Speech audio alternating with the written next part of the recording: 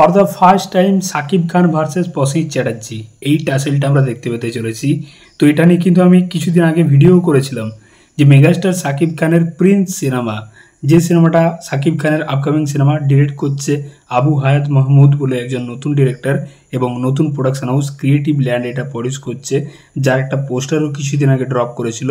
পোস্টারটা তো আমার ব্যাপক লেগেছিল, যেরকমভাবে সাকিব খানকে ব্যাক শটে পিঙ্ক কালারের স্যুট কোট পরে দাঁড়িয়ে থাকতে দেখেছি এবং দুটো হাতে মেশিন গান, তার চারপাশের লোক এবং একটা ম্যাপের ছবি বাংলাদেশের, এবং বাংলাদেশের প্রায় 8-9টা জায়গার কিন্তু 8-9টা জায়গাকে পয়েন্ট করা আছে।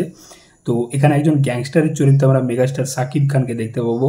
তো এই সিনেমাতে প্রসেনজিৎ চ্যাটার্জির নাম কিন্তু তখন উঠে এসেছিল একটা রিউমার হিসেবে, এবং আজকে এটা কনফার্ম হয়ে গেল।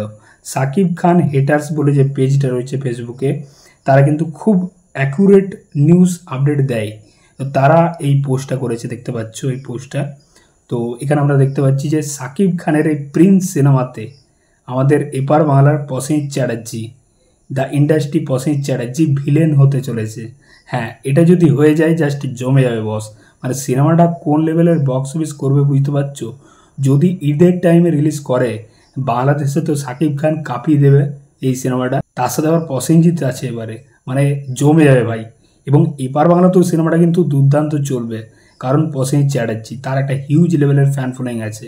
আর সাকিব খান ভার্সেস প্রসেনজিৎ চ্যাটার্জি এই টাসেলটা দেখার জন্য দর্শক কিন্তু এক্সাইটেড থাকবে। এবার দেখার হচ্ছে যে ডিরেক্টর কেমনভাবে প্রেজেন্ট করে প্রসেনজিৎ চ্যাটার্জিকে। যেরকমটা বরবাদের ক্ষেত্রে হয়েছিল, যিশু সেনগুপ্তকে একদম প্রেজেন্ট করতে পারেনি, তার ক্যারেক্টারটা সত্যি বলতে ঝুল ছিল, আর তার ক্যারেক্টারটা ভালোভাবে লেখা হয়নি, তাকে আর একটু ডেডলিভাবে আর একটু পেস দিতে হতো। ওই শেষের দিকে টাসেলটা বরবাদের একদম পোষায়নি ভাই সত্যি বলতে।